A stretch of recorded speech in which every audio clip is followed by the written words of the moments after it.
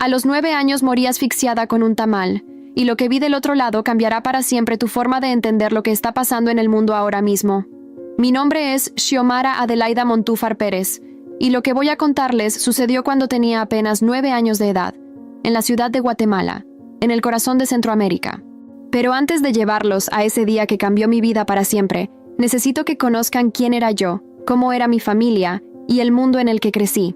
Porque solo entendiendo de dónde vengo, podrán comprender la magnitud de lo que experimenté del otro lado.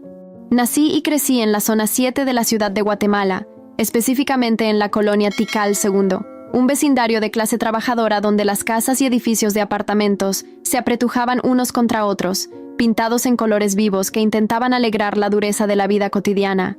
Nuestro apartamento estaba en un segundo piso de un edificio de concreto gris con barandales de metal verde, y desde mi ventana podía ver a lo lejos, en los días despejados, la silueta majestuosa del volcán de agua, custodiando la antigua ciudad de Antigua Guatemala.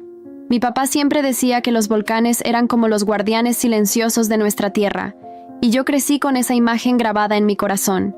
Mi padre se llama Rigoberto Montúfar, aunque todos en el barrio lo conocen simplemente como Don Rigo.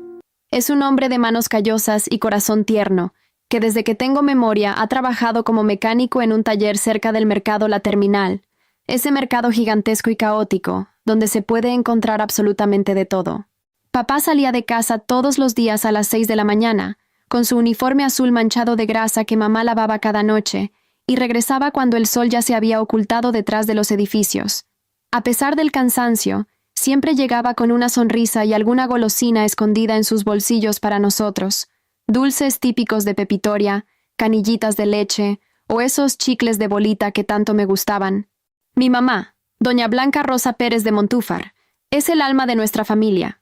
Ella es originaria de Quetzaltenango, la segunda ciudad más grande de Guatemala, allá en el altiplano occidental. Mamá tiene sangre maya quiché, y aunque viste ropa moderna la mayor parte del tiempo, en su closet guarda celosamente varios huipiles bordados a mano que heredó de mi abuela materna. Los domingos, mamá se levanta antes que el sol para ir al mercado de la zona 7, donde tiene un pequeño puesto donde vende textiles típicos, cortes, fajas, huipiles, manteles bordados con los diseños tradicionales de Chichicastenango y Sololá. Yo la acompañaba algunos sábados, y me fascinaba ver cómo sus manos hábiles doblaban las telas, cómo regateaba con los clientes en ese español mezclado con palabras en quiché, y cómo siempre, encontraba tiempo para contarme historias de cuando era niña en Xela, como llaman cariñosamente a Quetzaltenango. Tengo 2 hermanos mayores que son mi mundo entero. Josué, el mayor, tenía 14 años cuando ocurrió lo que voy a contarles. Josué siempre fue del protector, el que me defendía en la escuela cuando otros niños se burlaban de mi apellido largo o de cómo pronunciaba ciertas palabras. Él soñaba con ser policía nacional y pasaba horas viendo esos programas de crímenes y justicia en la televisión. Luego está Marlene, mi hermana del medio, que tenía 12 años. Marlene y yo éramos inseparables, compartíamos la misma habitación, la misma cama incluso, y nos contábamos secretos en la oscuridad de la noche mientras escuchábamos los sonidos de la ciudad, los buses rugiendo en la calle, los perros ladrando, las radios de los vecinos. Nuestra vida giraba alrededor de 3 lugares sagrados: nuestro hogar, la escuela y la iglesia. Cada domingo, sin falta, toda la familia Montúfar Pérez se vestía con nuestra mejor ropa y caminábamos 40 minutos hasta la iglesia evangélica Pentecostés Monte Sinaí, ubicada en la zona 3. Esa iglesia era un edificio modesto de 2 plantas con paredes celestes y un gran letrero blanco que proclamaba: Jesús es el camino, la verdad y la vida. El pastor Elías Guzmán era un hombre apasionado que predicaba con un fervor que hacía temblar las paredes. Yo crecí escuchando sobre el poder de Dios, sobre los milagros, sobre el cielo y el infierno, sobre los ángeles y los demonios. Para mí, el mundo espiritual era tan real como el mundo que podía tocar con mis manos. Mi rutina diaria era simple pero llena. De lunes a viernes asistía a la Escuela Oficial Urbana Mixta No. 57, una escuela pública a 20 minutos caminando de mi casa. Llevaba mi uniforme reglamentario, blusa blanca, falda azul marino, calcetas blancas y zapatos negros que mamá limpiaba religiosamente cada noche. Mi materia favorita era ciencias naturales, porque me fascinaba aprender sobre los animales, las plantas, los volcanes de Guatemala. Tenía una maestra llamada profesora Araceli, que siempre decía que yo tenía chispa especial y que debía estudiar mucho para llegar a la universidad algún día. Después de la escuela, mis tardes transcurrían entre ayudar a mamá con los quehaceres del hogar, jugar con Marlene en el parque comunal que quedaba a 2 cuadras y hacer mis tareas escolares en la pequeña mesa de fórmica que teníamos en la sala comedor. Los fines de semana eran especiales. Los sábados, a veces íbamos al mercado con mamá, otras veces papá nos llevaba al Parque Minerva, y los domingos eran para la iglesia y para la familia extendida. Mi abuela materna, mamá Lidia como le decíamos, venía una vez al mes desde Quetzaltenango en el autobús de las líneas especiales y se quedaba con nosotros por varios días. Ella fue quien me enseñó a hacer tortillas a mano, quien me contó las leyendas del Sombrerón y la Llorona, quien me hizo mis primeras muñecas de trapo que yo atesoraba como mis posesiones más valiosas. Nuestro apartamento era pequeño pero acogedor. Tenía 2 habitaciones, una para mis padres y otra que compartíamos los 3 hermanos. La cocina era diminuta, con una estufa de gas de 4 hornillas, un refrigerador pequeño que hacía un ruido constante y un comal de barro donde mamá hacía las tortillas cada mañana. El olor de esas tortillas recién hechas es uno de mis recuerdos más vívidos. Ese aroma a maíz tostado que llenaba todo el apartamento y que significaba hogar, seguridad, amor. Las paredes de la sala estaban decoradas con fotografías familiares en marcos sencillos, un calendario con imágenes de paisajes de Guatemala y un cuadro grande de Jesús con los brazos abiertos que mamá había comprado en el mercado. En la esquina de la sala teníamos un pequeño altar con una Biblia abierta, una vela que mamá encendía cada mañana al levantarse, y una rosa de plástico en un florero. La vida en la colonia Tikal II era ruidosa y vibrante. Desde temprano en la mañana se escuchaban los pregones de los vendedores ambulantes. «Llevo tamales, llevo tamalitos calientitos. El gas, señora, le traigo el gas. Afiló cuchillos, afiló tijeras». Los fines de semana, la música de marimba sonaba desde alguna casa cercana donde celebraban un cumpleaños o un bautizo. Los niños jugábamos en las calles sin mucho temor, aunque nuestros padres siempre nos advertían que no nos alejáramos mucho y que estuviéramos en casa antes de que oscureciera. La delincuencia existía, como en toda gran ciudad, pero en nuestro pequeño rincón del mundo, la comunidad se cuidaba mutuamente. Recuerdo especialmente las tardes en el parque. Había un parque pequeño, con juegos oxidados y bancas de concreto donde las señoras mayores se sentaban a conversar mientras vigilaban a sus nietos.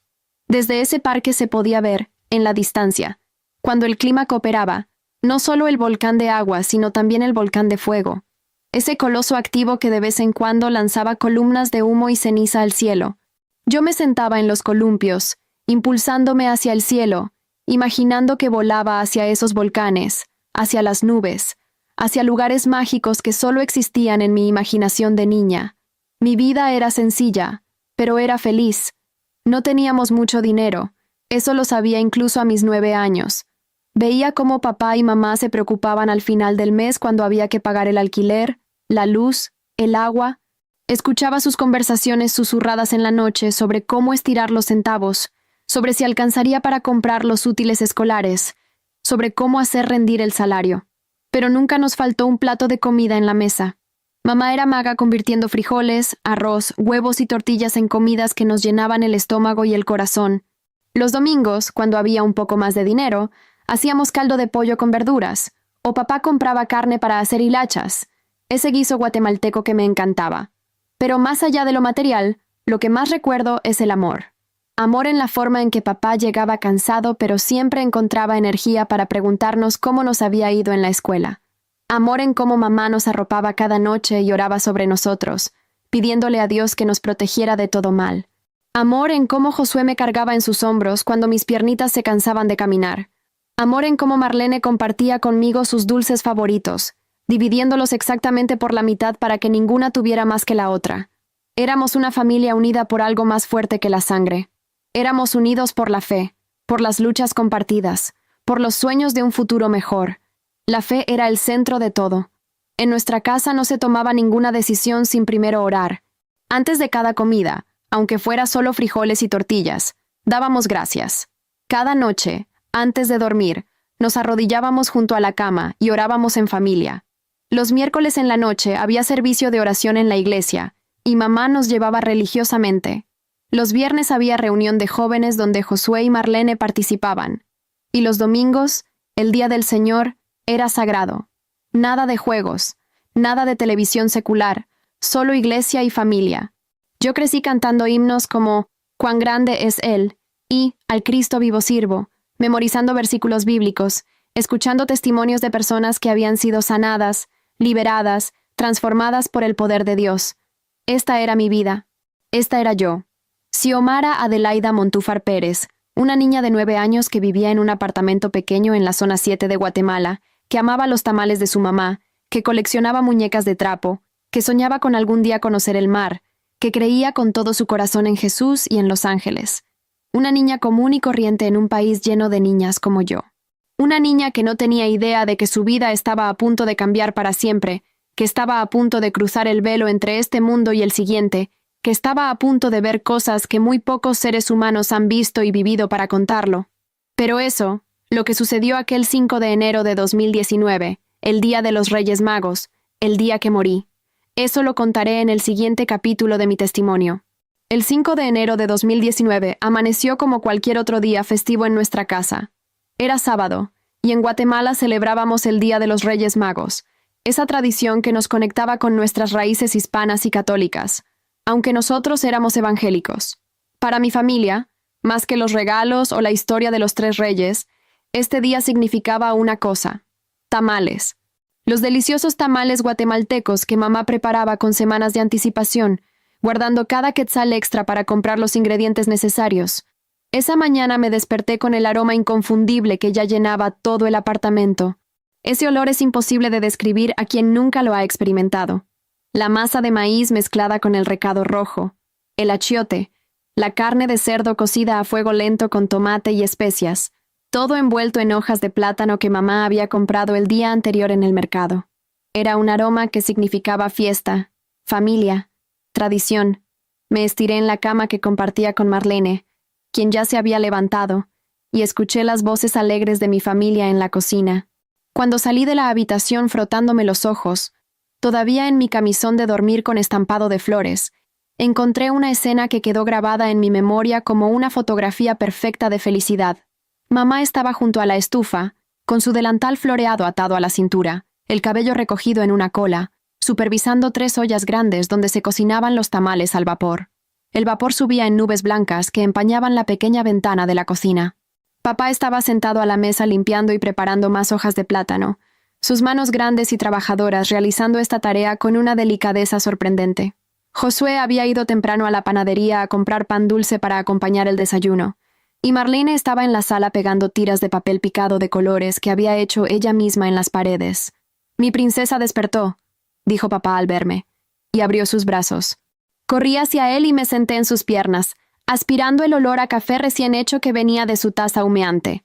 Mamá se volteó desde la estufa y me sonrió. «Buenos días, mi amor. ¿Dormiste bien? Hoy es un día especial.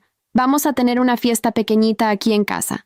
Su rostro brillaba de alegría, y yo sentí esa felicidad contagiosa que solo los niños pueden experimentar con tanta pureza. La tradición en nuestra casa era que el 5 de enero preparábamos tamales en abundancia.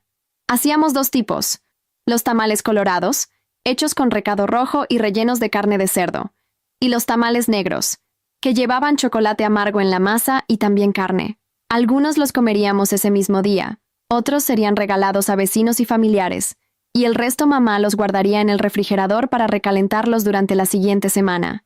Era una labor de amor que tomaba 2 días completos. El día anterior se preparaba toda la carne, el recado, la masa, y el día de la celebración se armaban los tamales y se ponían a cocer durante horas. Esa mañana, después de un desayuno rápido de frijoles volteados con crema y plátano frito, todos nos pusimos a ayudar. Incluso yo, con mis 9 años, tenía mi tarea: ayudar a Marlene a decorar la casa y mantener la mesa limpia mientras mamá y papá trabajaban. Josué, cuando regresó de la panadería con una bolsa llena de champurradas, molletes y checas, se puso a ayudar a papá con las hojas de plátano. Pusimos música de marimba en la pequeña radio, y la casa se llenó de esos sonidos alegres que caracterizan la música tradicional guatemalteca. Alrededor de las 11 de la mañana, mamá anunció que los primeros tamales colorados estaban listos. «Dejen que se enfríen un poco antes de comerlos», advirtió mientras comenzaba a sacarlos de la olla con unas pinzas largas. colocándolos en una bandeja grande. El vapor escapaba de cada tamal cuando los desenvolvía parcialmente para verificar que estuvieran bien cocidos. La masa había tomado ese color rojizo característico, y se podía ver el relleno de carne con papas, aceitunas y alcaparras. Mi boca se hizo agua instantáneamente. No recuerdo exactamente a qué hora llegaron los primeros invitados. Mamá había invitado a 2 familias vecinas de nuestro edificio, los Ramírez del primer piso y los Vázquez que vivían justo encima de nosotros en el tercer piso.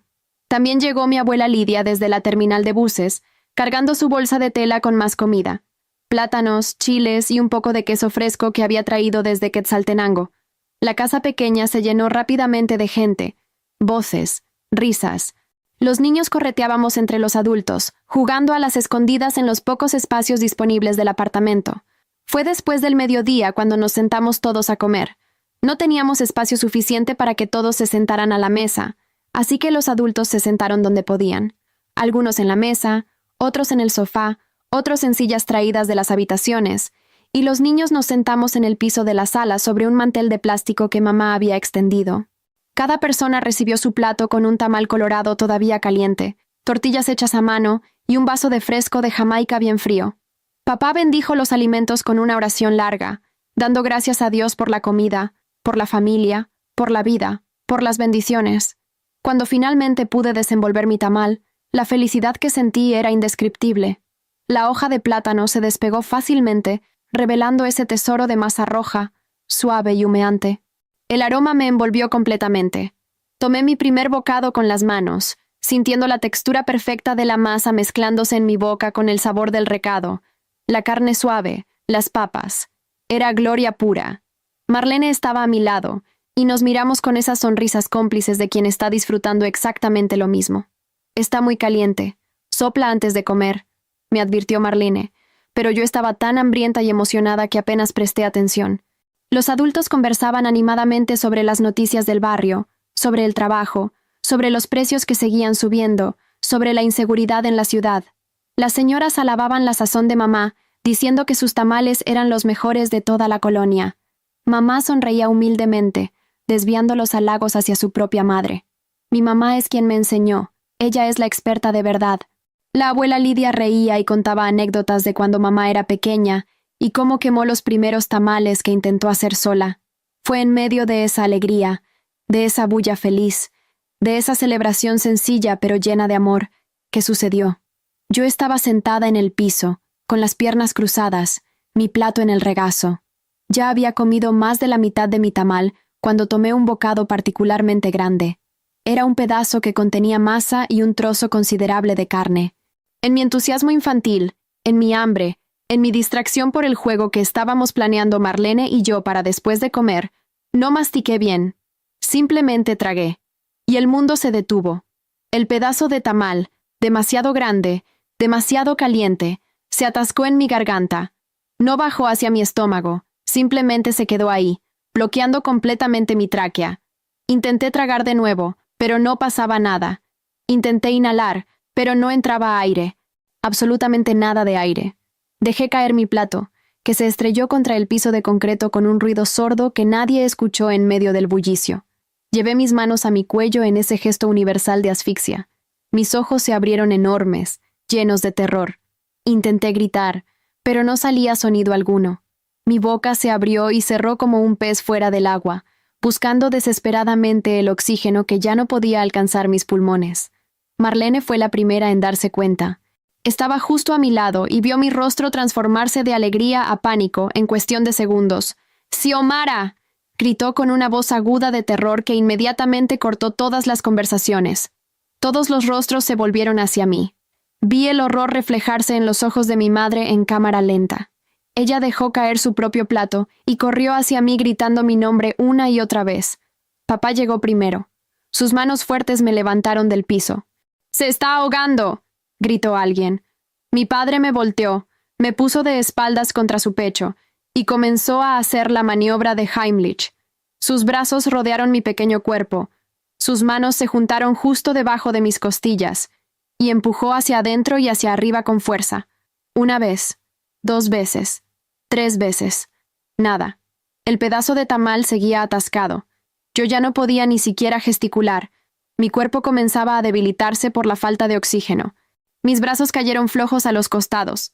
Mi visión comenzó a oscurecerse en los bordes. El caos estalló en el apartamento.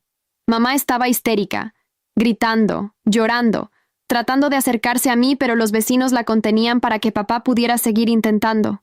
Alguien gritó que llamaran a emergencias.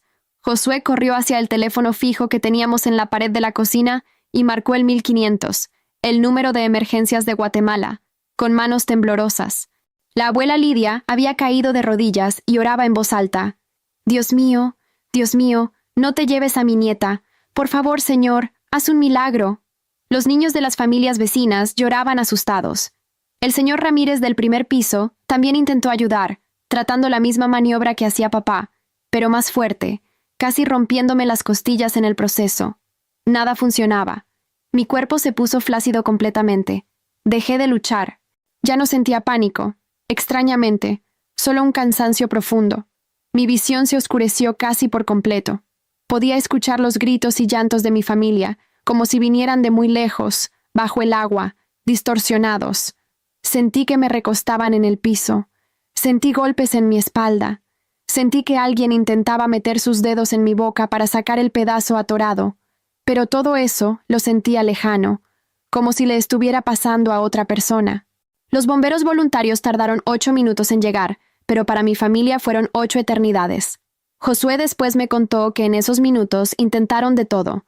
La maniobra de Heimlich repetidas veces, golpes en la espalda, incluso la señora Vázquez, que había sido enfermera años atrás, intentó hacer una maniobra de respiración boca a boca, aunque no servía de nada si mi tráquea estaba completamente bloqueada. Para cuando llegaron los paramédicos con su uniforme naranja y su equipo médico, yo ya no respiraba. Mis labios habían tomado un color azulado. Mis ojos estaban abiertos pero vidriosos, sin enfocar nada.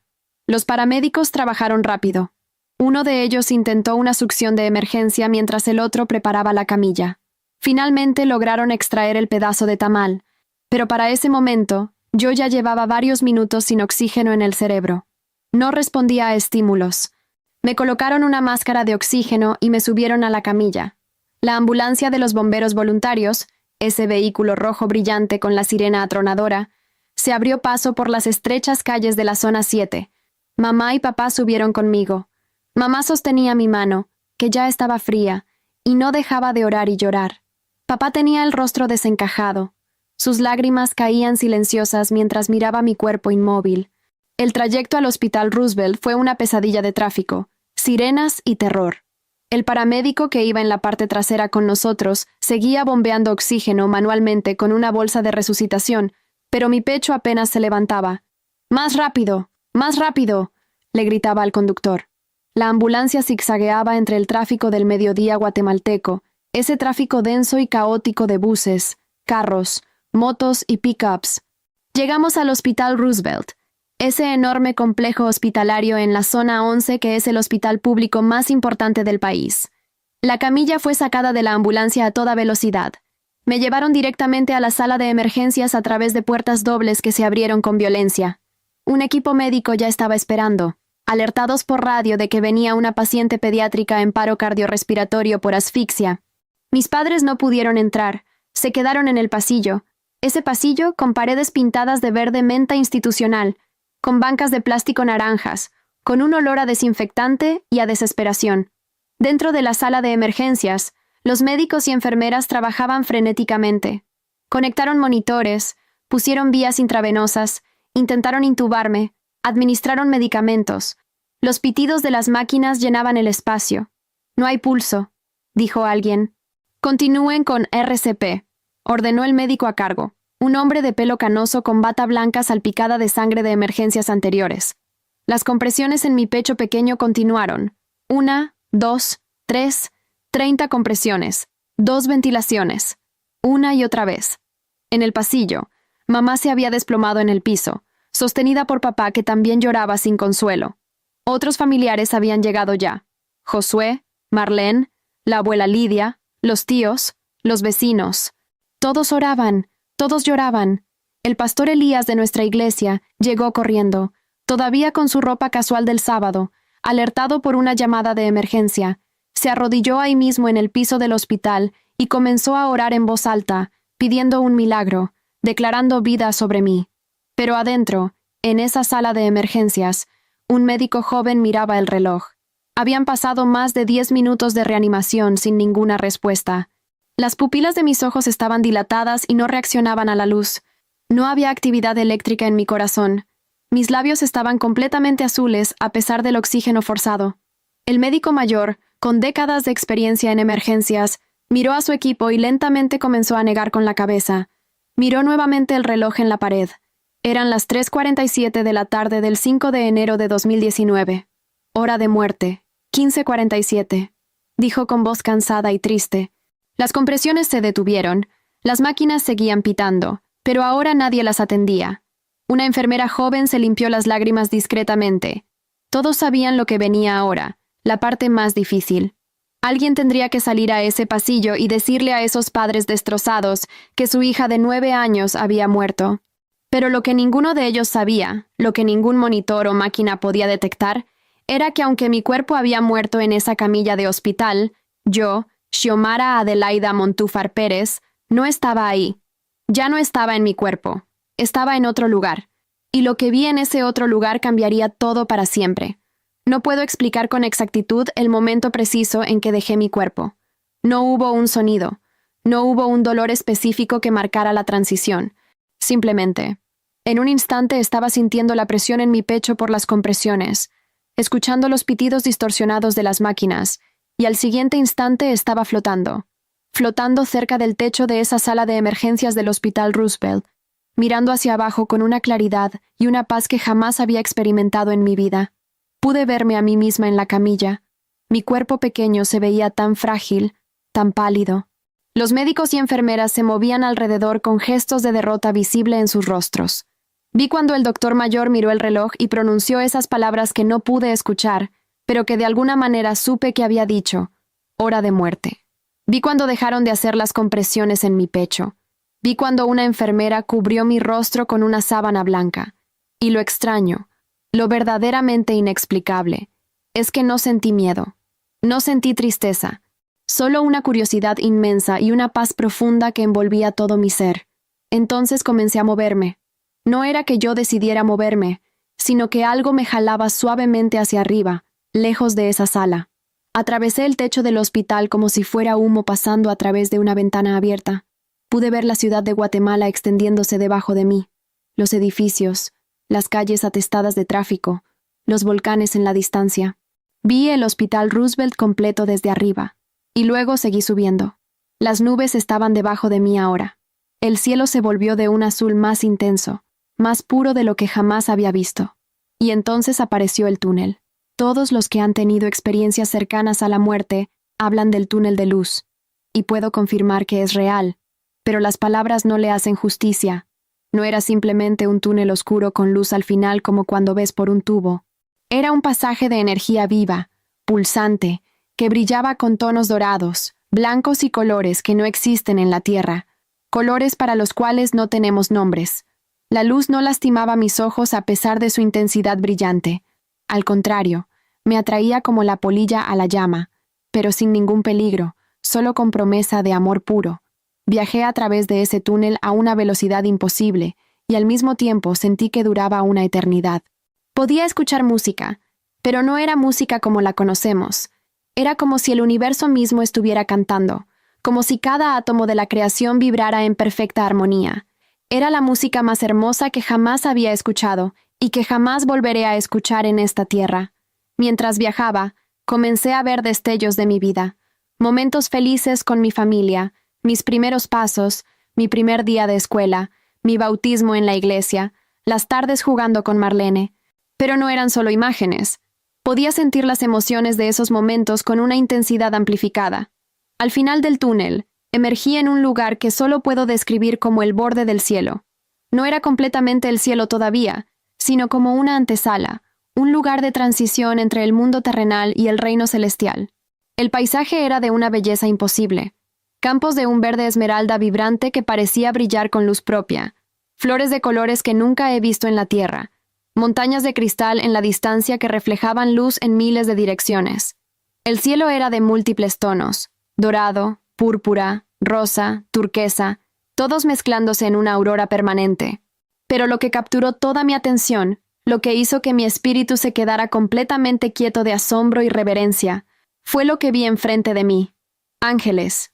No uno ni dos, sino cientos, miles, una multitud incontable de ángeles.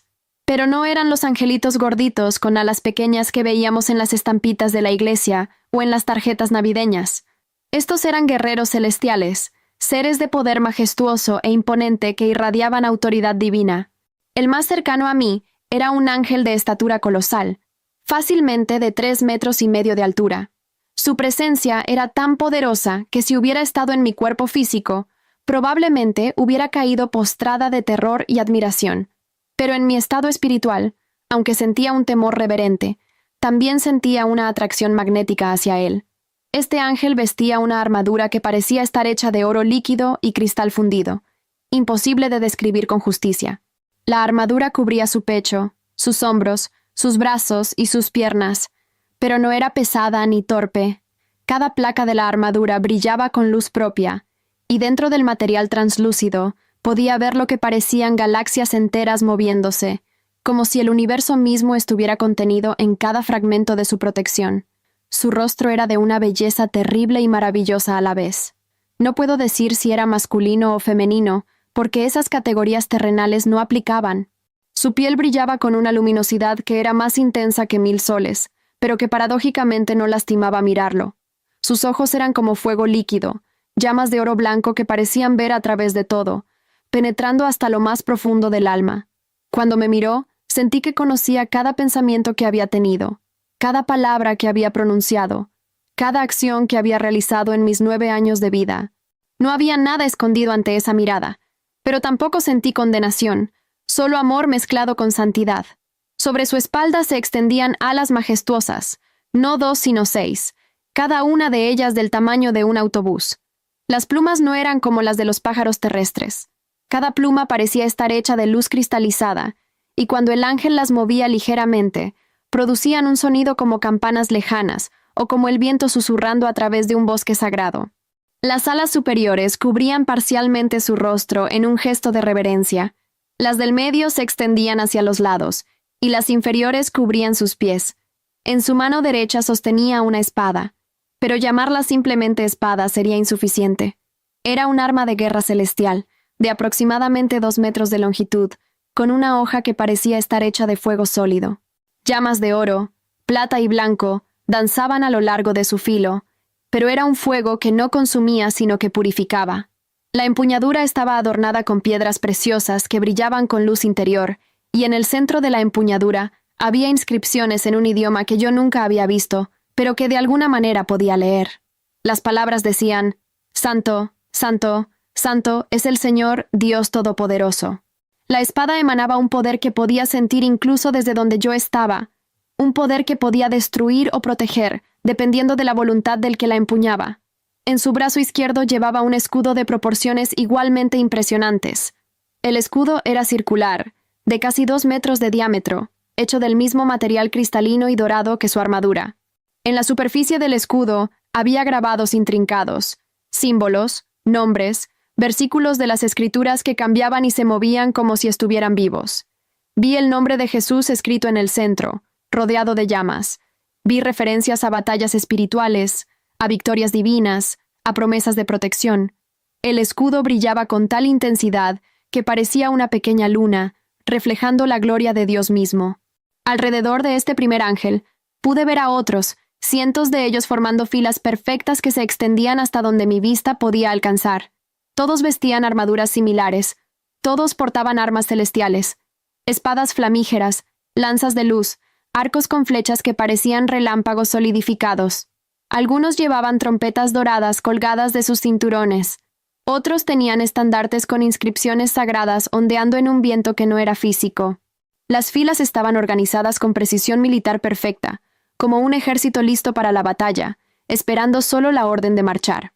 El primer ángel habló, y su voz era como el sonido de muchas aguas, como un trueno suave, como 1000 coros cantando al unísono. Xiomara, dijo mi nombre, y al escucharlo pronunciado por ese ser celestial, supe quién era yo realmente, no solo una niña de Guatemala, sino un alma eterna creada por Dios con un propósito específico. No temas, continuó el ángel, porque grande es el que está en ti, mayor es que el que está en el mundo. Has sido traída aquí por un tiempo breve, para que veas, y luego regreses a testificar de lo que has visto. Intenté hablar, pero no tenía voz en el sentido tradicional. Sin embargo, mis pensamientos se comunicaban directamente. ¿Quién eres?, pregunté en mi mente. El ángel sonrió, y esa sonrisa era como el amanecer después de la noche más oscura. Soy uno de los capitanes del ejército del Señor de los Ejércitos, respondió. Nosotros somos los ángeles guerreros, los que desde antes de la fundación del mundo hemos combatido contra las fuerzas de las tinieblas. Y ahora, en estos últimos días, hemos sido movilizados en números sin precedentes para la batalla final que se aproxima. Me mostró algo entonces que cambió mi comprensión de la realidad para siempre. Con un movimiento de su mano, el paisaje celestial se transformó, y pude ver lo que solo puedo describir como un salón de guerra divino. Era un espacio imposiblemente vasto, como si universos enteros pudieran caber dentro, y llenando este espacio, formados en columnas y filas que se extendían más allá de lo que podía comprender, estaba el ejército celestial completo. No eran cientos, no eran miles.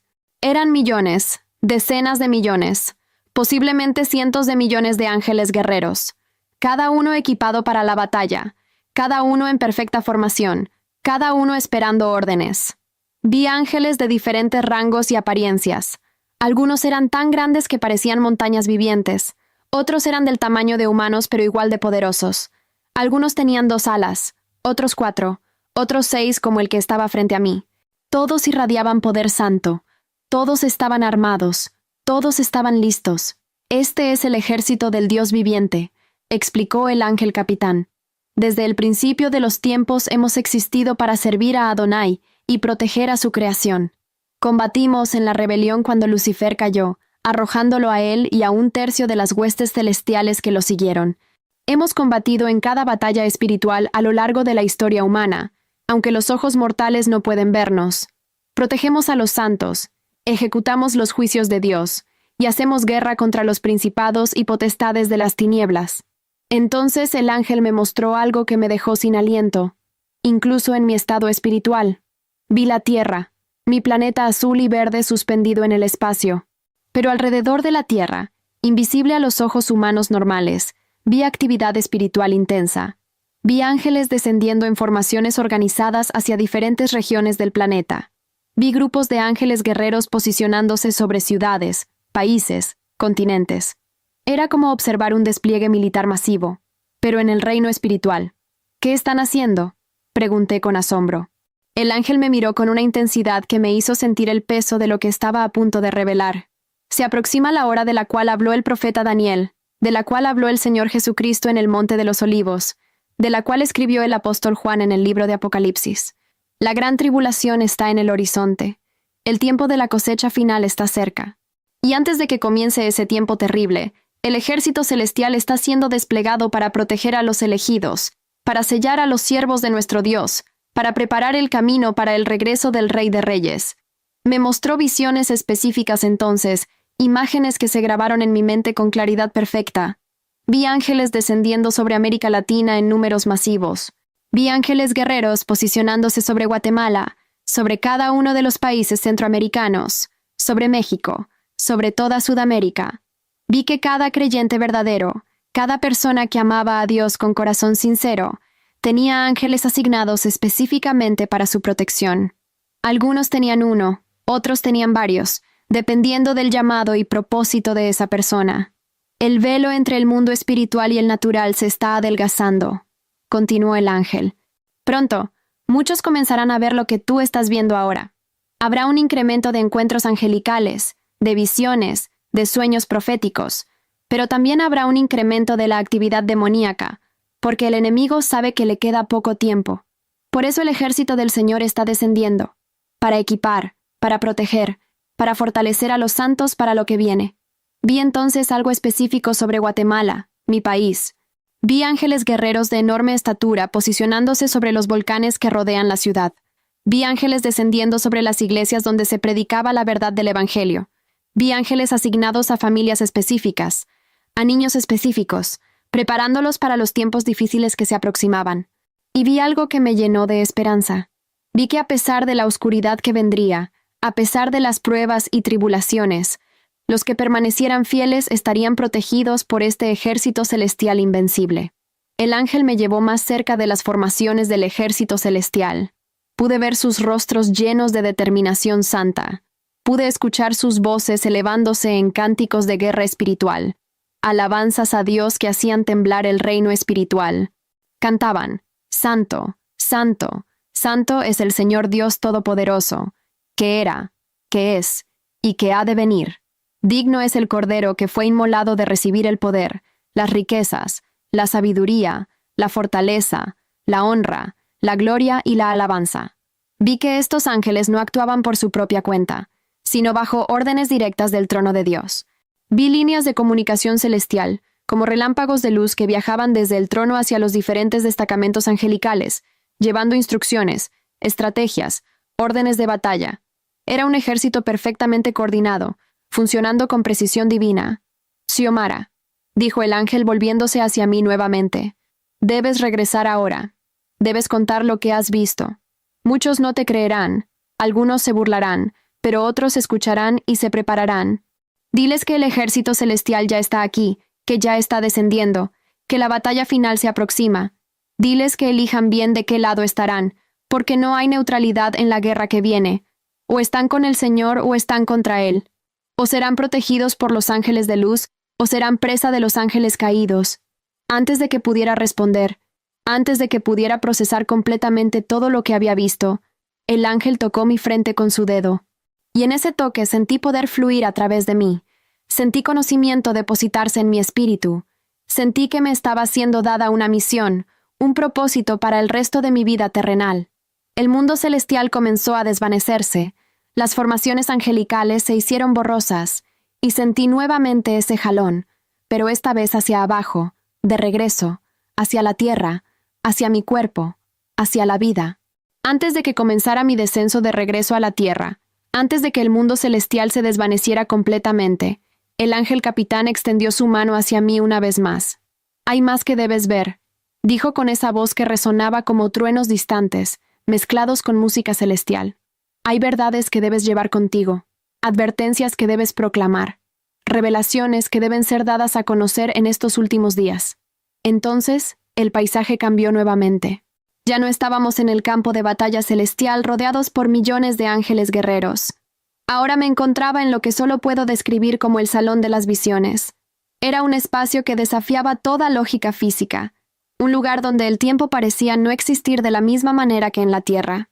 Las paredes, si es que se les podía llamar así, parecían estar hechas de agua cristalina que fluía hacia arriba en lugar de hacia abajo, y dentro de esa agua líquida cristalina se movían imágenes, escenas del pasado, presente y futuro entrelazándose. El ángel colocó su mano sobre mi hombro, y aunque su toque era suave, podía sentir el poder contenido en él, como sostener un cable de alta tensión pero sin el peligro, solo la conciencia del inmenso poder. «Din lo que estás a punto de ver», explicó el ángel. «Son eventos que han sido decretados en el Consejo Celestial, cosas que deben suceder antes del regreso del Señor Jesucristo. No todas estas cosas sucederán inmediatamente, pero todas sucederán en su tiempo designado, y el tiempo se está acelerando». La primera visión apareció frente a mí con una claridad tan intensa que sentí como si estuviera realmente presente en medio de ella. Vi ciudades de América Latina sumidas en confusión y caos espiritual. Vi las calles de Ciudad de México, de Buenos Aires, de Sao Paulo, de Bogotá, de Lima, de Santiago. En lo natural, todo parecía normal. La gente caminaba por las calles, los autos circulaban, la vida continuaba. Pero en el plano espiritual que me fue permitido ver, había una batalla feroz desenvolviéndose. Vi demonios, entidades oscuras de apariencia horrible, moviéndose entre las multitudes. Eran criaturas retorcidas, deformadas por el odio y la rebelión contra Dios. Algunos parecían sombras con ojos rojos brillantes, otros tenían formas más definidas con garras y colmillos. Todos emanaban una oscuridad que era casi tangible. Vi cómo susurraban mentiras en los oídos de las personas, cómo ponían pensamientos de desesperación, ansiedad, ira, lujuria, codicia. Vi cómo muchas personas, sin darse cuenta de la influencia espiritual, actuaban según esos susurros demoníacos, tomando decisiones que los alejaban de Dios. Pero también vi algo que me dio esperanza en medio de esa oscuridad. Vi ángeles guerreros, los mismos que había visto en las formaciones celestiales, descendiendo para interceptar a esos demonios. Vi batallas espirituales intensas desenvolviéndose en las calles, en las casas, en las escuelas, en los lugares de trabajo. Espadas de luz chocaban contra garras de oscuridad. Los ángeles peleaban ferozmente, protegiendo a aquellos que pertenecían al Señor, interceptando ataques demoníacos, creando escudos de protección alrededor de los creyentes verdaderos. La batalla espiritual se está intensificando, explicó el ángel. Siempre ha existido, desde la caída de Lucifer, pero en estos últimos días, antes del regreso del Señor, tanto las fuerzas de luz como las fuerzas de oscuridad están siendo movilizadas en mayor número. El enemigo sabe que su tiempo es corto y está lanzando ataques desesperados. Por eso el ejército celestial ha sido desplegado en esta magnitud sin precedentes. La visión cambió entonces, y vi algo que me partió el corazón. Vi familias siendo divididas por cuestiones espirituales. Vi hijos alejándose de la fe de sus padres, atraídos por filosofías vacías y doctrinas de demonios disfrazadas de progreso y tolerancia. Vi iglesias, edificios que se llamaban casas de Dios, pero donde el Espíritu Santo había sido contristado y ya no moraba. Vi pastores predicando un evangelio diluido, sin poder, sin verdad, un evangelio que hacía cosquillas en los oídos, pero que no transformaba corazones. Vi cómo en esas iglesias muertas, los demonios entraban libremente porque no había autoridad espiritual para resistirlos. Pero en contraste, también vi pequeños grupos de creyentes verdaderos, remanentes fieles que se reunían en casas, en lugares humildes, donde la presencia de Dios era tangible y real. Vi cómo sobre estos grupos descendían ángeles poderosos, formando murallas de protección. Vi cómo el Espíritu Santo se movía libremente en esos lugares, trayendo sanidad, liberación, transformación genuina. El ángel me dijo, en los días que vienen, habrá una separación clara entre la iglesia verdadera y la iglesia falsa, entre el trigo y la cizaña, entre las vírgenes prudentes y las vírgenes insensatas. Entonces, vi algo específico sobre mi país, Guatemala, y sobre toda Centroamérica. Vi una ola de violencia y persecución levantándose contra los cristianos verdaderos. No era persecución abierta al principio, sino sutil, burlas, discriminación, pérdida de empleos, exclusión social, pero gradualmente se volvía más intensa. Vi creyentes siendo señalados como enemigos del progreso, como obstáculos para una nueva era de iluminación. Vi leyes siendo aprobadas que restringían la libertad de predicar el evangelio completo, leyes que llamaban al bien mal y al mal bien. Esto que ves, dijo el ángel con tristeza en su voz, es el cumplimiento de las palabras del Señor Jesús cuando dijo, «Seréis aborrecidos de todos por causa de mi nombre». Pero también dijo, «Mas el que persevere hasta el fin, éste será salvo». Los que permanezcan fieles durante esta tribulación serán protegidos por los ángeles de Dios, fortalecidos por el Espíritu Santo, y recibirán una recompensa eterna que supera cualquier sufrimiento temporal. La visión se intensificó entonces, y vi eventos de escala global. Vi fenómenos naturales aumentando en frecuencia e intensidad. Terremotos, huracanes, inundaciones, sequías. Pero más allá de lo natural, vi que estos eventos tenían un propósito divino. Eran llamados de atención, advertencias para que la humanidad se volviera a Dios antes de que fuera demasiado tarde. Vi también un incremento masivo de fenómenos sobrenaturales. Más personas teniendo encuentros angelicales, más sueños proféticos, más visiones del cielo y del infierno. Era como si Dios estuviera usando todos los medios posibles para despertar a la humanidad de su sueño espiritual. El ángel me mostró entonces algo hermoso en medio de todo el caos. Un avivamiento genuino brotando en diferentes partes de América Latina. Vi jóvenes, adolescentes y niños siendo tocados poderosamente por el Espíritu Santo. Vi cómo comenzaban a profetizar, a tener visiones, a operar en dones espirituales con una autoridad que sorprendía incluso a los adultos. Vi cómo estos jóvenes se convertían en instrumentos de Dios para atraer otros a Cristo. Cómo sus testimonios eran tan poderosos que multitudes se arrepentían y volvían a Dios. Este es el cumplimiento de la profecía de Joel, explicó el ángel. Derramaré mi espíritu sobre toda carne, y vuestros hijos y vuestras hijas profetizarán. En los últimos días, dice Dios, derramaré de mi espíritu sobre toda carne. Este avivamiento final, esta cosecha de almas, ya ha comenzado y se intensificará antes del fin. Entonces el ángel me llevó a ver algo que me dejó temblando de asombro y reverencia. Vi el libro de Apocalipsis cobrando vida frente a mis ojos. Vi específicamente el capítulo 19, versículo 14, manifestándose en forma visual. Vi a Jesucristo montado en un caballo blanco, vestido con una túnica teñida en sangre, con una corona de muchas diademas en su cabeza, con una espada saliendo de su boca. Su rostro brillaba como el sol en todo su esplendor, y sus ojos eran como llama de fuego que penetraban todo. Y detrás de él, extendiéndose hasta el infinito, vi los ejércitos celestiales siguiéndolo en caballos blancos. Millones y millones de ángeles guerreros, todos vestidos de lino finísimo, blanco y limpio, todos armados para la batalla, todos marchando en perfecta formación. Era la escena más gloriosa y aterradora que jamás había presenciado. El poder que emanaba de esa procesión celestial era tan inmenso que sentí que podría desintegrar universos con solo una palabra del rey que lideraba la marcha. «Ve esto que ves», dijo el ángel con voz solemne. «No es simplemente una visión del futuro lejano. Esto está sucediendo, ahora en el reino espiritual. El Señor y su ejército están preparándose para la batalla final, para el día del juicio, para el establecimiento de su reino eterno. El velo entre el cielo y la tierra se está adelgazando. Pronto, muy pronto, este ejército celestial se manifestará visiblemente en la tierra, y todo ojo lo verá». Me mostró entonces algo específico sobre un grupo particular de creyentes. Vi el número 144,000 escrito en letras de fuego en el cielo.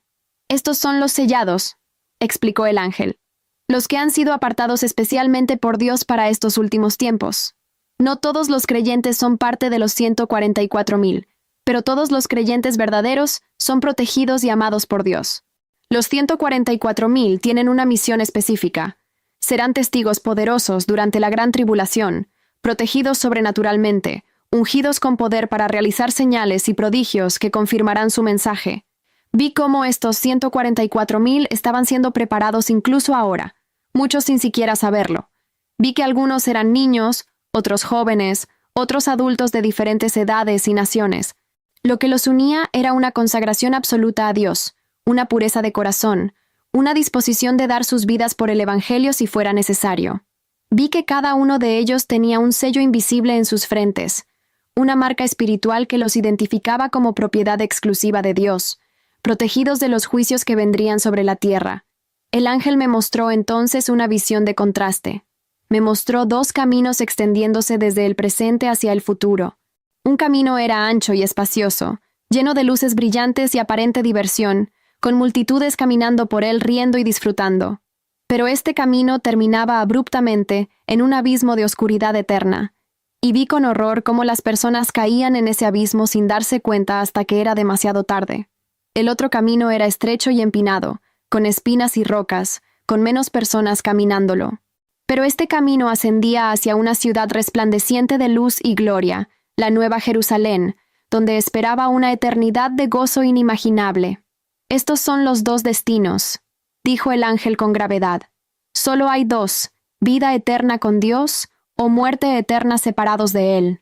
No hay término medio, no hay tercera opción, no hay segundas oportunidades después de la muerte. Por eso debes regresar con este mensaje urgente. El tiempo de decisión es ahora. La puerta de la gracia todavía está abierta, pero no permanecerá abierta para siempre. Viene el día cuando será cerrada, y entonces será demasiado tarde». Vi entonces una escena específica que se grabó en mi mente con fuego. Vi la tierra como un gran campo de cosecha. Vi que el trigo estaba maduro, listo para ser recogido. Vi ángeles con hoces en sus manos, esperando la orden de comenzar la cosecha. Vi que algunos ángeles tenían cestas llenas de trigo dorado, representando las almas que serían llevadas al cielo. Pero también vi, con profunda tristeza, montones de cizañas siendo atados en manojos para ser quemados, representando a aquellos que habían rechazado la salvación. «La cosecha está cerca», dijo el ángel. «El Señor de la mies está a punto de enviar a sus segadores. Los que sean encontrados como trigo serán recogidos en su granero celestial. Los que sean encontrados como cizaña enfrentarán el juicio eterno. Por eso el ejército angelical ha sido movilizado, para participar en esta cosecha final, para separar el bien del mal, para ejecutar los decretos divinos. Me mostró algo más, algo que me llenó de urgencia y pasión por las almas perdidas. Vi rostros específicos de personas en Guatemala, en toda América Latina. Vi vecinos, compañeros de escuela, familiares que no conocían a Cristo. Vi cómo demonios los tenían vendados espiritualmente, cómo vivían en oscuridad, sin saber que estaban caminando hacia la destrucción eterna. Y vi cómo ángeles de Dios rodeaban a estas personas, esperando que alguien les predicara el Evangelio, esperando que alguien orara por ellos, para poder intervenir y romper las cadenas espirituales. Cada persona que conoces tiene un destino eterno, dijo el ángel mirándome intensamente. Cada conversación puede ser una oportunidad de plantar semillas de salvación. Cada oración puede mover montañas en el reino espiritual. No subestimes el poder que Dios ha dado a los creyentes para influenciar el destino de las almas. Tu testimonio, las palabras que hables cuando regreses, pueden ser el instrumento que Dios use para despertar a muchos. Entonces el ángel me dio el mensaje central, las palabras que he repetido miles de veces desde mi regreso. Me miró con una intensidad que penetró hasta lo más profundo de mi espíritu y dijo: Xiomara Adelaida Montúfar Pérez, este es el mensaje que debes llevar a tu generación. El ejército celestial está descendiendo. La batalla final se aproxima. El tiempo de preparación espiritual se está acabando. Las almas deben decidir ahora, en este momento, de qué lado estarán. No hay neutralidad en la guerra que viene. Los que no están con Cristo están contra Él. Los que no se preparan espiritualmente serán arrasados por lo que viene. Pero los que permanezcan fieles, los que se consagren completamente a Dios, los que vistan la armadura espiritual completa, estarán protegidos por el mismo ejército que has visto hoy. Me mostró una última visión antes de que todo comenzara a desvanecerse. Vi a mi familia en el hospital, llorando alrededor de mi cuerpo sin vida. Vi a mi madre postrada en el piso. Vi a mi padre con el rostro entre sus manos. Vi a mis hermanos confundidos y asustados. Vi al pastor orando fervientemente, declarando vida sobre mí. Y vi, rodeándolos a todos, un círculo de ángeles guerreros con sus espadas desenvainadas, protegiendo a mi familia incluso en medio de su dolor más profundo. Es tiempo de regresar, dijo el ángel finalmente. Tu familia te necesita. El mundo necesita tu testimonio. Pero nunca olvides lo que has visto aquí. En los momentos difíciles que vendrán, recuerda que el ejército celestial está contigo. Cuando sientas miedo, recuerda que mayor es el que está en ti que el que está en el mundo. Cuando dudes, recuerda que has visto con tus propios ojos la realidad del mundo espiritual. Y esa realidad es más verdadera que cualquier cosa que puedas tocar con tus manos. El ángel extendió su mano y tocó mi pecho, justo sobre mi corazón. Sentí un fuego santo entrar en mí, un poder que me llenó completamente. Era como si estuviera siendo recargada espiritualmente, como si estuviera recibiendo una unción especial para la misión que me esperaba. El mundo celestial comenzó a desvanecerse. Las imágenes se hicieron borrosas. La luz gloriosa empezó a atenuarse. Sentí ese jalón familiar, esa fuerza que me arrastraba de regreso hacia mi cuerpo, hacia la tierra, hacia la vida. El regreso a mi cuerpo fue completamente diferente a la salida. Cuando dejé mi cuerpo físico, había sido como flotar suavemente hacia arriba, como una pluma llevada por una brisa cálida. Pero el regreso fue violento, abrupto, como ser jalada por una cuerda invisible con fuerza inmensa. Sentí que caía a través de dimensiones, atravesando el velo entre el mundo espiritual y el mundo físico con una velocidad vertiginosa. Vi el túnel de luz nuevamente, pero esta vez en reversa, pasando de la luminosidad celestial hacia la oscuridad relativa de la tierra. Y entonces, en un instante que jamás podré olvidar, sentí el impacto. Fue como chocar contra una pared de concreto, excepto que la pared era mi propio cuerpo. Sentí cómo mi espíritu se fusionaba nuevamente con mi carne, cómo cada célula, cada órgano, cada sistema de mi cuerpo físico cobraba vida otra vez. Fue doloroso de una manera que no puedo describir adecuadamente, como si cada nervio se estuviera reconectando simultáneamente, como si mi cuerpo estuviera recordando cómo ser un cuerpo vivo después de haber estado muerto. Lo primero que sentí fue una presión terrible en mi pecho, como si alguien estuviera presionando con todo su peso sobre mis costillas. Luego vino la necesidad desesperada de aire, esa urgencia primitiva de respirar que es el instinto más básico de todo ser viviente. Mis pulmones, que habían estado inmóviles, de repente se expandieron violentamente, y con esa primera inhalación vino una tos explosiva, profunda, que sacudió todo mi cuerpo pequeño. El pedazo de tamal que había estado atascado en mi garganta, que había causado mi muerte, fue expulsado con esa tos violenta. Salió disparado de mi boca y cayó al piso de la sala de emergencias con un sonido húmedo que nadie en ese momento prestó atención porque todos estaban en shock absoluto por lo que estaban presenciando. Mis ojos se abrieron de golpe, pero al principio no podía enfocar nada. Todo era borroso, brillante, confuso. Había demasiada luz artificial después de la luz celestial, demasiado ruido después del silencio relativo del otro lado. Escuché gritos, muchos gritos. Una enfermera joven que había estado llorando discretamente junto a mi cuerpo, ahora gritaba con una mezcla de terror y asombro. «¡Está viva! Dios mío, está respirando!». El médico mayor que había declarado mi muerte minutos antes, corrió hacia la camilla, su rostro mostrando una expresión que nunca había visto en un doctor. Incredulidad total mezclada con miedo reverente. Sus manos temblaban mientras tomaba mi pulso en mi cuello, mientras ponía su estetoscopio sobre mi pecho, para escuchar mi corazón que ahora latía fuerte y regular. «Esto es imposible», murmuraba una y otra vez. «Esto es médicamente imposible. Estuvo muerta por 11 minutos, 11 minutos sin oxígeno. Debería tener daño cerebral masivo. Debería estar en estado vegetativo si es que revivió. Pero sus signos vitales están perfectos, completamente perfectos». Otros médicos y enfermeras se agolpaban alrededor de mi camilla, todos hablando al mismo tiempo, todos tratando de entender lo que acababan de presenciar. Intenté hablar, pero mi garganta estaba demasiado irritada, demasiado lastimada por el tamal que había estado bloqueándola. Solo pude emitir un gemido ronco. Una enfermera de edad mediana, con lágrimas corriendo por sus mejillas, me tomó la mano suavemente. «Tranquila, mi niña», me dijo con voz temblorosa. «Tranquila. ¿Estás bien? Acabas de experimentar un milagro. Dios te devolvió la vida». Sus palabras resonaron en mi mente. Un milagro. Sí, eso era exactamente lo que había sucedido, pero ellos no tenían idea de cuán profundo y extraordinario había sido realmente ese milagro. Fue entonces cuando escuché las voces en el pasillo, las voces de mi familia. Mi madre gritaba mi nombre con una desesperación que partía el alma. «Xiomara, mi bebé, mi niña». Podía escuchar sollozos, pisadas corriendo, voces de enfermeras tratando de mantener el orden. La puerta de la sala de emergencias se abrió de golpe y vi a mis padres entrando, seguidos por mis hermanos, mi abuela, el pastor, todos con rostros devastados por el dolor que de repente se transformaban en shock y esperanza cuando me vieron viva, con los ojos abiertos, respirando. Mamá llegó primero a mi lado. Se lanzó sobre mí con tal fuerza que una enfermera tuvo que intervenir para que no me lastimara en su desesperación por abrazarme. «Mi amor, mi niña hermosa». Lloraba sin control, besando mi rostro, mi frente, mis manos. Sus lágrimas caían sobre mi piel, lágrimas que mezclaban dolor, alivio, gratitud, incredulidad.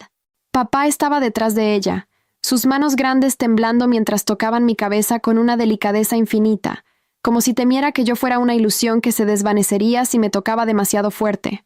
«Gracias, Dios», repetía papá una y otra vez, su voz quebrada por la emoción. «Gracias, Señor. Gracias, Jesús. Gracias, Padre Celestial». Josué y Marlene estaban al otro lado de la camilla. Marlene llorando incontrolablemente y apretando mi mano como si nunca fuera a soltarla. Josué tratando de ser fuerte pero con lágrimas corriendo silenciosas por sus mejillas. Mi abuela Lidia estaba de rodillas en el piso, sus manos levantadas al cielo, adorando a Dios en voz alta en una mezcla de español y palabras en quiché que solo ella entendía completamente. El pastor Elías se acercó, su rostro mostrando un asombro reverente. «Hermanos», dijo con voz temblorosa, pero llena de autoridad espiritual, «acabamos de presenciar un milagro genuino. Dios escuchó nuestras oraciones. Dios tiene un propósito especial para esta niña. Este no es el fin de su historia, es apenas el comienzo». Sus palabras resultarían ser más proféticas de lo que él mismo imaginaba en ese momento. Los doctores insistieron en mantenerme hospitalizada para observación. Me trasladaron de la sala de emergencias a una habitación en el piso de pediatría, Una habitación pequeña con paredes pintadas con dibujos de animales y flores que intentaban alegrar el ambiente clínico. Durante las siguientes 72 horas, fui sometida a una batería de pruebas médicas, resonancias magnéticas para verificar si había daño cerebral por la falta de oxígeno, electrocardiogramas para verificar la función de mi corazón, análisis de sangre, pruebas neurológicas, evaluaciones psicológicas. Los médicos estaban obsesionados con encontrar alguna explicación científica para lo que había sucedido, alguna razón médica que explicara mi resurrección milagrosa. Pero todas las pruebas regresaban perfectamente normales. No había daño cerebral, no había daño cardíaco, no había trauma psicológico aparente. Era como si los 11 minutos que estuve clínicamente muerta nunca hubieran sucedido, como si mi cuerpo hubiera sido completamente restaurado a un estado de salud perfecta. Los médicos no podían explicarlo. Escribían en sus notas clínicas frases como recuperación inexplicable, caso médico atípico, fenómeno sin precedente documentado, pero nunca usaban la palabra que todos sabíamos era la verdadera explicación, milagro. Fue en esa habitación del hospital, rodeada por mi familia que se turnaba para estar conmigo las 24 horas del día, que comencé a compartir lo que había experimentado. Al principio hablaba en fragmentos, mi voz todavía ronca y débil, contando pedazos de la experiencia que mi mente de 9 años luchaba por procesar completamente. Hablé del túnel de luz, de los ángeles guerreros, del ejército celestial preparándose para la batalla final. Mi madre escuchaba con lágrimas corriendo constantemente por su rostro, asintiendo, creyendo cada palabra.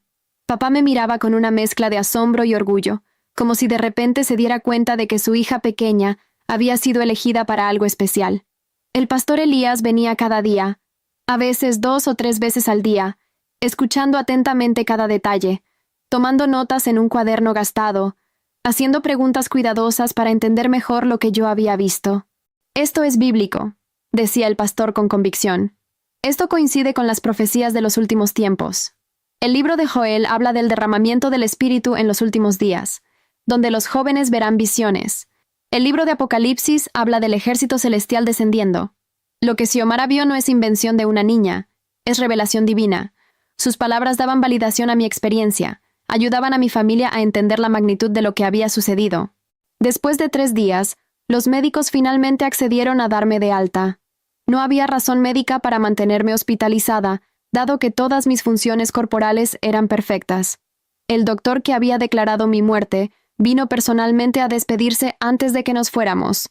Era un hombre de unos 60 años, con décadas de experiencia en medicina de emergencia, y nunca olvidaré lo que me dijo ese día. Xiomara, dijo arrodillándose junto a mi cama para estar a mi nivel. Yo he sido médico por 35 años. He trabajado en esta sala de emergencias por 20 años. He visto miles de pacientes. He declarado la muerte de cientos de personas. Y puedo decirte con absoluta certeza que lo que te sucedió desafía toda explicación médica. Estuviste muerta. Clínicamente, objetivamente muerta. Tu corazón no latía.